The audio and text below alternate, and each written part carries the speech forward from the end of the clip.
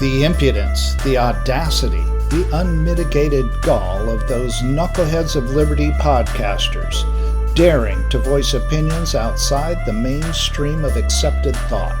Listen if you dare. It's angry, it's funny, it's even sometimes sad, but it's always based on freedom and justice, as you will see. Here's our host, Jason McPhee. Welcome to the Knuckleheads of Liberty. We're coming at you on June 29th, 2022. And again, we're about a year and a half into this Biden administration. And it's we've gotten now, the Democrats have taken us to a tale of two insurrections. I tell you, they keep talking about January 6th, and they seem to have paused it just long enough to start their own now with respect to the Supreme Court. But before we get into any of that, let me introduce you to our panel. In our upper left-hand corner, we have Leon, the word Brathwaite, last word in Liberty. He is a retired engineer in the state of California. In our upper right-hand corner, we have Tim Everett, our screaming eagle of freedom. He is a pilot in the state of California. And my name is Jason McPhee, and I'll be your host today. So maybe we could get to the visuals right away here. So it's pretty crazy, but the Babylon Bee just seems to be a day ahead of reality every time with their satire. And they said Dems paused 6 hearings to call for insurrection. And of course, this is to be fair, they got a signal from whoever the leaker was for a couple of months that, hey, people were literally willing to assassinate Judge Kavanaugh over this. Yes. But right on cue, they stopped their hearings knowing that this is going to come out, the January 6 hearings, which were the hearings looking into insurrection yet again of Donald Trump, because like I said, we've had two impeachment hearings now, and now we have this insurrection hearing. We talked about that before on the show. It's kind of loaded in one direction by Nancy Pelosi. So it's, like yet another witch hunt. I don't know when we're going to end these witch hunts. Probably, I imagine even when Trump is buried and dead, we will still have insurrection hearings. Probably will. But anyways, it's absolutely, crazy. The Democrats are literally running around out there calling this now illegitimate. This is another branch of government. And they are out in the mobs yelling that this is all illegitimate. And I think I had an image somewhere of AOC, maybe not in this one, I guess, darn it. But yeah, she was right out in the middle of some of these crowds yelling for that this was a illegitimate. And that's what you hear all of these Democrat leaders yelling, that this is illegitimate. With crowds of protesters screaming, and that starts to go in the direction of sedition, I think. This is a legitimate branch of government, and they are out there churning up mobs yelling that this is illegitimate. So I personally, as a libertarian, I kind of think we should be free to say those things, but they're literally trying somebody to peacefully march to the Capitol and fight like hell. And that's what you hear these people saying constantly out here about the Supreme Court decision. What do you guys think about this? Well, I don't think we should use the word hypocrisy, hypocrites, accuse the Democrats of being hypocrites, because we're going to sound like broken records here, especially Leon and I both. We're equally guilty of this moniker that we keep throwing around about these Democrats, and they're I can't even say it. It starts with an H. It's the H word. Okay. And I don't want to say it because I sound like a broken record. But if you can try some bunch of people for insurrection about an illegitimate election result, and then at the same time, it's okay to call the Supreme Court decisions illegitimate, then something's wrong. And by the way, before you go the on, H word, Tim, the H word. but before you go on, don't say it, Leon. Don't say it. We found our image. Here is AOC screaming with the crowd, illegitimate, and she's chanting illegitimate. They respond back, illegitimate. She says illegitimate. So there's no room at all for any kind of ambiguity. Well, I heard they beefed security up around the Supreme Court, put a fence up there to keep riffraff from protesting and then invading the Supreme Court halls and pinning poor Justice Clarence Thomas in his room, in his private den or wherever he goes. I don't know. I just keep hearing this. Are they afraid of these Democrats? Is that what's going on? Wow. Yeah, boy. I wouldn't be. Well, how could they be afraid of the Democrats? They're trying people for doing the same thing. They would not dare do anything like that to the Supreme Court now, would they? Is that why they put the fence up there? Never. But even though we are making comments about these things and we kind of joking about it, but there's a really big issue here that's going on that we should really pay attention to. Now, the Roe versus Wade decision, we know had a very weak legal foundation. Whether you're for abortion or you're against abortion, Roe versus Wade had a very weak legal foundation. Everybody, every constitutional scholar would tell you this. Okay, the foundation was weak, and that right of abortion was made out of thin air. But Tim, you're right. It's another branch of government, the Supreme Court, in this case, the judicial branch. They have made a decision on something, but yet now we have the Democrats marching in the streets, telling it this is illegal, it's illegitimate, and on they are going. Like if the Supreme Court itself has no legitimacy. Now you think about that for a second. When we see lawlessness in the name of social justice, that's okay. When we see lawlessness in the terms of, say, January 6th, that's not okay. They want us to be selective in who we prosecute for lawlessness. This seriously undermines our constitutional republic. The tolerance of lawlessness in our society is a serious, serious problem. And not only the tolerance of lawlessness, but the selective prosecution of the lawbreakers is an even bigger problem, because these people are now picking winners and losers in the prosecution of crime. This is a big problem. This is an attack upon our constitutional republic, and this is an attack upon the very nature of the values of Western civilization, which have brought us to where we are today. This is a big problem, even though we're joking about, AOC and idiocy. But this is a big problem. Well, so if I was the statue of justice and looking at the scales of justice, the blindfold, and I was, would this be the Democrats' way of looking at the scales of justice? Like without a doubt. Okay. If you're using that eye mask as a COVID mask, they'd be completely looking at the scales.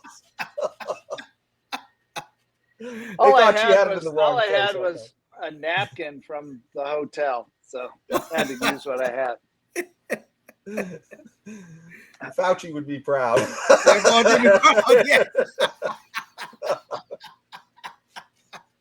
No matter what matter what part of your face you cover up, Fauci would probably be proud. Yeah, it's true. Well, one of the things too I wanted to bring out, and I didn't quite hit on that too, is that this has gotten a little bit close to some violent pounding on the buildings and other things in places like Arizona. They've knocked down the fences on the state house and have been up kicking at the doors and other things. In fact, if we could get a visual of that, I had that up just before we left last, and here the protesters are. They've knocked over a fence and they're up banging against the doors. So suspiciously close to the insurrection they're talking about from January 6th, although I don't think the Justice Department will be out there, because they have the correct political flavor for this Justice Department. Exactly. But selective prosecutions and the tolerance of lawlessness. That's what's going on there. You're right. Go ahead. I'm sorry. But one of the things you guys touched on is sort of the crazy way that they've been treating Justice Thomas during all of this. So he's been one of the vocal opponents of Roe and Yes. proponents for striking it down. And so they have literally just amped up the threats against him, almost so that it looks a little bit like that high-tech lynching he warned of way back when he was nominated. In 1992, you're right. Yes, Yes, yes. it looks like it may still be up and running. People are literally just fine with, throwing threats of assassination and also, racial slurs as well. At Thomas's way. So it's just really kind of surprising to, well, I guess it's not surprising in a normal world. I guess it's surprising, but we haven't been there in a long time. So anyways, what do you guys have to? Oh, here is the little troll of Chicago, Lori Lightfoot, Yeah. and here she is literally on the stage saying "F Clarence Thomas." So this is literally a mayor of a major city, Yeah. and she's literally saying these things.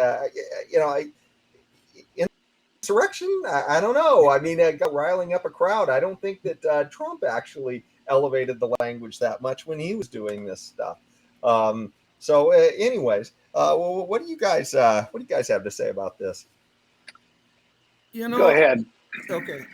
You know what is going on here, Jason? Antim. People think that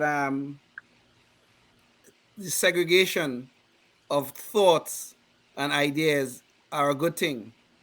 They think if you are black, you're supposed to think a certain way. If you're white, you think another way. So the very the very concept of thoughts and ideas are now being looked at in a manner that is worthy of the Jim Crow era. So Clarence Thomas is a black man, okay? So he's not supposed to hold conservative views. The people that have the hardest time in America today are black conservatives like myself. They have the hardest time in America. I could tell you most of the racism that I have ever faced in the United States came from white liberals. Okay? And it's been horrible because if you're a black person and you're a liberal, that's okay. But if you're a black person and you're conservative, or you hold views that suggest that you're conservative, or hold views that suggest that you're a libertarian, you are in for a rough going. And I could tell you some stories here that more than this show can hold. I could tell you some stories about my personal experiences about living as a conservative, the life of a conservative here in the United States. But they don't want Clarence Thomas to be able to think for himself because he's a black man. He's not supposed to be able to do that. And this is what the white liberals try to tell us. Clarence Thomas have no legitimacy to be making any sort of opinions that sound conservative or sound like something of liberty, that sound like something of life or something about the pursuit of happiness. He ain't supposed to be able to do that. He's a black man. He's not supposed to think for himself. And this is what we black conservatives and we of liberty-minded people who are black, this is what we face here in the United States. And this has been going on for a very, very long time. Walter Williams will tell you about this. Thomas Sowell will tell you about this. And it's on and on it goes. As long as you are black conservative, you have no legitimacy. Not only, well, did you mention, I'm not sure I caught all of it. You mentioned so much, but did you get that he also has the audacity of holding the federal government under the will of the Constitution, under the limits, yes. under the powers and disabilities. Yes. And no liberal thinks that their almighty great God federal government should be limited in any way whatsoever by anything, especially an old parchment piece of paper. Okay. So, hey, if they want to make abortion legal or guns illegal or whatever, they want the government to be able to do it. And they'll jump on those trains to the gas chambers willingly, as long as the government is telling them what to do. Will they? Will they jump on the trains? Come on, liberals. I just told you would jump on a train knowing you're going to go to your death because of the tyranny of government. And I Yes. said, you would like it. And I think you really would. You got anything to say about that? You want to refute that? Because why do you keep going against anything that the Constitution says? No matter what it is, if you don't like it, you don't want the government to be hemmed in by it. Not at all. No shackles put on the government. You want them footloose and fancy free, able to do whatever they want. And when it, oh my God, but a Trump or somebody comes in and all of a sudden, you know, they're doing, or some Clarence Thomas says, you know, that the federal government has nothing to say about abortion, good, bad, or indifferent. It's not in the Constitution. It's not a power and it's not a disability of the government. It can do neither. And you don't like that. Because why? Because it shackles the government and you don't like it. So jump on the train, Dems. It all depends upon who the engineer of that train is. If it's Biden, somehow they're all along for that crazy ride off the rails. But if it's Trump, let's push the train off. Yeah. But section, I believe it's section Article 1, Section 8, I believe, of the U.S. Constitution tells us what the government can and cannot do. I think there are 21 things or 22 things that they can do that they're supposed to be able to do. Now they have gone way beyond that. Okay, way beyond that. Where do they get the right to do anything like these healthcare issues, even though they're calling abortion healthcare? Where does the government, where does the federal government get the power to regulate to regulate any sort of thing, whether it's healthcare or abortion? Where do they get the powers from? Where they get the power, and let me show you in the next article here, we can pull that up. They just try to create it. And here Elizabeth Warren is saying, okay, well, we really don't like what this branch of government is doing, so we're just going to add some more justices till we get the result we want. Well, you got to think about that. She's back with the same old tune of let's pack the courts in our favor. That'll make it legitimate, all right. Yes. Suddenly, we will have maybe, I guess they might want to put 15, 17 members of the court, and they are hoping, I guess, Biden, who can't even figure out when to sit down or when to stand up, he's going to select these people. So somebody in the White House is going to do it, clearly not Joe Biden, and they will give them the right rulings, the quote-unquote right rulings, and then the court will be illegitimate. Then the court will regain its legitimacy, and then we'll be in this utopia of judicial rulings that will be so nice and wonderful. This is what these crazy people believe. They do not believe in our constitutional republic anymore, because if the courts give the wrong rulings, that's a problem. If we make any arguments that try to say, well, you know, maybe your beliefs are wrong, we are called racist, we are called homophobic, we are called transphobic, all these things. Just look at what they do. Anything that disagrees with their narrative, they try to demonize. And this is what's going on right now. They're trying to demonize the courts.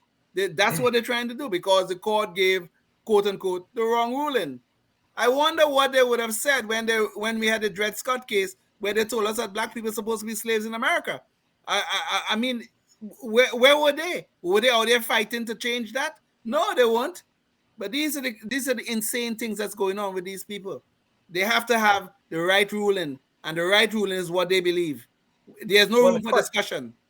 Yeah. In the cartoon land that would take us to is essentially a court where, okay, they bump it up to 13 so they get their way. Then the Republicans come and bump it up to some number like 19 or something. And then pretty soon we're up to, a few hundred justices in the Supreme Court, and it's all online at that point. And it's just crazy, like everything else they're doing. Kind of crazy like this story out of California, where now Gavin Newsom is literally saying, okay, well, if the Supreme Court and the Republicans are going to do this, then we are going to essentially pay for anybody to come here and have their abortion. So, I guess he wants to be the abortion travel agent of America. Yeah. I don't know. What do you guys think? Yeah, I can't just let them, come to California on their own recognizance, or on their own abilities and on their own dime.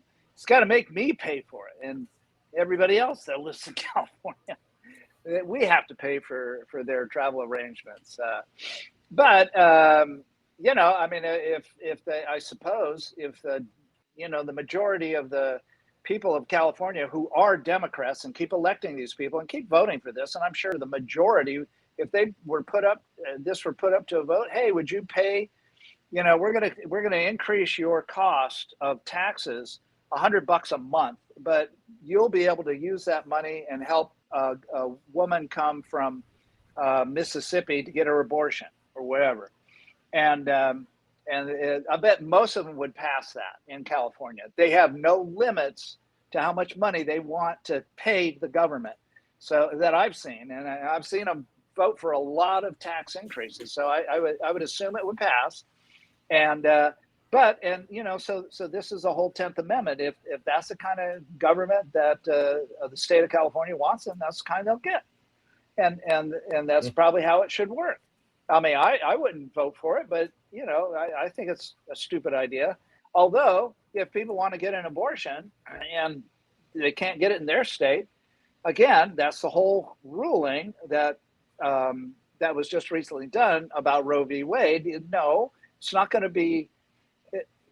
Essentially, the federal government cannot say yes, you can get an abortion, it's a right, or no, abortion is not allowed. It has neither power nor disability to do either one of those things. Yes. Neither one is what the ruling said. Am I wrong about that? No, that's correct. That's absolutely correct. There you go.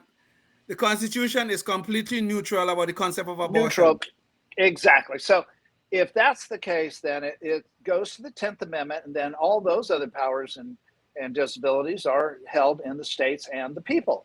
And that's us. And so, okay, now you can still you can live in a state that allows your abortion, or you can travel to one and get an abortion, whether you pay for it yourself, whether you hitchhike, whether Gavin Newsom takes money from other Californians, which is what Gavin Newsom is going to do. He's not going to give it to them himself. He's going to take money from other Californians and give it to somebody from other states all over the United States, as many as and how many millions of abortions do we have in the United States every year? Millions upon millions. It's close to a million, isn't it? It's close to a million. It's a big number. I don't know. It's a big number. It's big enough to put a dent in the budget of California. So, hey, come on over. But that's basically the way this ruling went. It's like they act like you can't get an abortion now. All of a sudden, oh, heaven forbid, you can't get an abortion. But they act like that's the way it is. No, you can still get an abortion. And yes. I know you Democrats, that's all you care about, and that's all you want. You just like killing little babies. I get it. I know. As long as they're not born. They're born, then you get a little butthurt if somebody takes an AR-15 and kills those little babies. But it's okay if the little baby's still in the womb. Then it's okay. I get it. And by the way, for our listeners here, we have a diversity of opinion on abortion on this show. Yeah. So it's not like one side of that. We just don't have the time to dive into that. It's more about the process. It's not. That's a whole show by itself. That's a whole show by itself. Exactly. We could really go off the rails arguing about that. Oh, we could. But I always wonder why these Democrats are so generous with our money. Okay, Tim, you're absolutely right. If that's the kind of government we voted for, and Gavin Newsom want to take money from me and you and Jason and give it to somebody in Arizona or in Mississippi to pay for their abortion, for them to come here to get their abortion. Okay, fine. That's the 10th Amendment at work. Fine. Okay. But I always still wonder, why are these Democrats always so generous with other people's money? Gavin Newsom want to pay for other people's money. Because other people's money. Yeah. Non-Californians are come here to California to get an abortion. Yeah. This is insanity at its worst. Okay, and I always wonder, why is this right, this so-called right of abortion, so important to the Democrats? Why? That they're willing to do all these crazy things just to make sure that this is quote unquote a right. Why? We are taking a life. Okay, we have an argument. Jason, you're right. We have a different a diversity of opinion on this thing, and you're absolutely right about that. But why is this so important? Why is this so important that the government should be paying to have this done? Why? The woman who had sex, she didn't ask me. Yeah. When she had sex, I mean, I'm not talking about rape and you didn't have any fun in the sex, did you? In the process, right? I didn't have any fun in the process. But you're responsible for aborting the baby that came out of the sex that you had no fun. This is insane. Involved in. You're right, Tim. This is insane. She didn't ask me, and I had no fun in the process. But yet I have to pay for it. Why? Right. What's wrong with this picture? Well, but that's the whole thing with Democrats, right? It's never about you having any fun. It's about them just reaching into your pocket and paying for things. Yes. But that's got us good and triggered. And I think we have time. We can go just a little long today, so we'll hit our good guys with guns because we haven't done that for a few weeks now. So let's let Tim remind us that there are some good guys with guns out there. Yeah, and they keep cropping up too. I'm not running low on examples of good guys with guns. And I have a visual too. Okay, there we go. There we are. Yeah, that's I think the police officer involved. This is down in Alabama on June 5th of this year. Homeowner fatally shot 2 masked intruders who allegedly, sorry, my cough, allegedly broke into his home during an armed robbery on May 26th. The incident occurred shortly after 9 p.m. at a residence in the rural area near Marlin Road. Anyway, the local news agency reported. When I arrived on scene, I noticed there were 2 subjects dead inside the home. Carbon Hill Police Chief Antoine Cobb, I think that was the gentleman in the picture, told the WIAT they had ski masks on. Investigators said the homeowner was shot while exchanging gunfire with the masked intruders. A second person inside the home at the time of the break-in was not physically injured. The wounded homeowner was rushed to UAB Hospital in Birmingham, where he underwent surgery. His name and condition were not immediately released. We hate that it happened, Carbon Hill City Councilwoman Oronetta Kirk told WIAT. He's a big part of our community, so we ask that you send prayers. Talking about the homeowner. You don't expect anything of this magnitude and this horrific to happen in this small town where most people are close-knit and loving, added the councilwoman Cindy Killingsworth. The coroner's office later identified the masked intruders as Dwayne Turner and Clifton Embry, both of whom were 47 years old. You'd think they'd learn by now to not do this. That was me ad-libbing. The Walker County Sheriff's Office, which has been assisting the Carbon Hill Police Department with the investigation, announced on May 27th that it had arrested Paula Charlene Painter for allegedly assisting 2 individuals in planning and carrying out the home invasion and robbery. Painter has been charged with attempted murder, first-degree robbery, and 2 counts of felony murder, the WCSO said at a Facebook page. So maybe this lady should not have helped plan this break-in.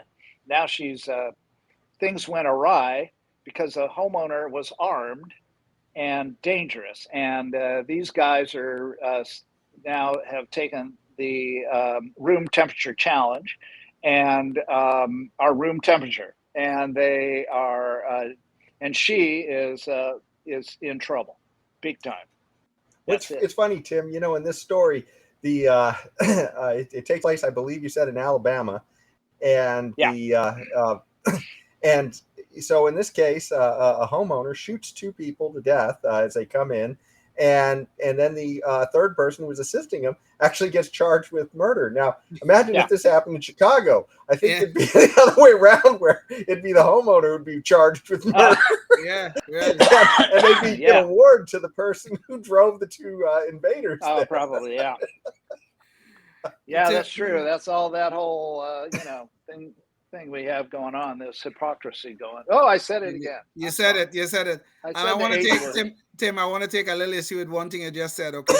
You said the homeowner was armed and dangerous. Not dangerous. He was armed.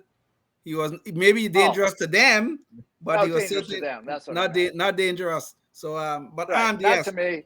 Yes, not to me. I'm glad he was armed, or she was armed. I'm glad. Yeah, me too. So, well, that takes us right to our Knucklehead Noise Patrol, and so we'll wrap this up. And this is a pretty quick one. So apparently, after the whole Roe versus Wade decision by the court. This pop star, I guess, I'm not really sure what her songs are, so I'm just assuming it's not fake news. But this pop star, Pink, apparently said that anybody who's pro-life, apparently, here was the exact quote she gave on Saturday. She said, "Let's be clear. If you believe the government belongs in a woman's uterus, a gay person's business or marriage, or that racism is okay, then please, in the name of your Lord, never effing listen to my music again. And also, F right off. We good?" So that was her quote. And, I almost feel like we just did one on the Biden economy. I mean, she should be like sounds like a Biden economic policy advice. Really? It's like, seriously. Just don't listen. Just don't do business with us. Okay. What an arrogant, exaggerated sense of self-importance. My God. I don't know who she is, to be honest, and I really don't care. Is it a she? I think so. Yeah, okay. That's not a particularly good picture of her. She's a really good singer, though, and I like her a lot. I think she's great. Oh, really? Okay. Oh, yeah. And I'm listening to her music, and but okay, so if the government shouldn't be in a person's uterus, then then what about the state governments? Is it okay for the state of California to make it okay to have an abortion? Is that that's the government being in your uterus? Say, don't want to burst your bubble there, Pink. And then another state may make it against the law to have an abortion in their state. But exactly that's what the ruling was, is that the federal government is not given a power or disability to be in a woman's uterus. That's what was determined. And so therefore Roe v. Wade, it was what would that, well, I don't know. I don't want to get into the names of it, but Roe v. Wade was a decision that was non-constitutional because it had to do with abortion. It had to do with the uterus, Pink, which is where the abortion, is eventually taken, so to speak. But the whole gay marriage thing. Hey, guess what, Pink? I agree. I don't think the federal government should be in marriage at all because they're involved in marriage via the tax code. So I think they should not have any difference between taxing someone based on their marital status. Okay, how do you chew on that, Pink? So yeah, let's eliminate marriage out of the tax code completely, and at least it's a start. I mean, maybe eventually we'll eliminate the income tax code too. You might be in favor of that, Pink, since you make so much money. So yeah, let's talk about these things. And if there's a future, which I doubt, but if there is a future decision regarding the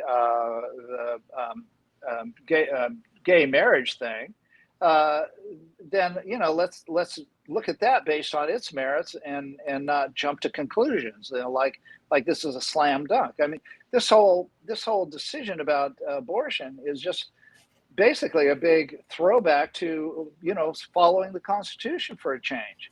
And I'm sorry, the 10th Amendment and the 10th Amendment, yes. And so and then those original, that section that has the list of powers and disabilities of the federal government, which there's no mention whatsoever about this whole abortion thing. So I'm sorry, Pink, but you're right in one way, but you're wrong. But if you want to tell people not to buy your music, and that's also up to you, you can do that too. There was a way to figure out not to sell it to them. I suppose you could cut off your income stream that way too. Go ahead. You're free to cut off your income stream any way you want. Anyway, so there you are. How about Leon? Tim, I just thought your discussion about this, it seems to me like you use the H word without actually saying the word. Okay, that's how it seems to me. Well, it is funny that there are other celebrities out there making kind of silly statements, and one of them is the singer for Green Day. Apparently, he's going to leave California to move for France because of the Roe versus Wade decision. So a state that literally is going to have no restrictions on abortion. He's leaving there and he's going to France, where they actually do have restrictions on abortion, all to protest Roe versus Wade. It tells you how these morons think, right? They don't know jack about anything, but they think they could tell us how to run our lives. Okay. Yeah. Okay. They're very emotional, though, Leon. They're very emotional. They follow their emotions. Yeah. And emotions drive their lives, and they think it should drive ours also. Well, hopefully your emotions keep you afloat through this terrible Biden economy to our next show next week. Until then, stay free. Indeed. Life, liberty, and the pursuit of happiness, always and forever. Thank you for listening to the Knuckleheads of Liberty podcast. Find us on Facebook, Rumble, YouTube, your favorite podcast network, and at knuckleheadsofliberty.com.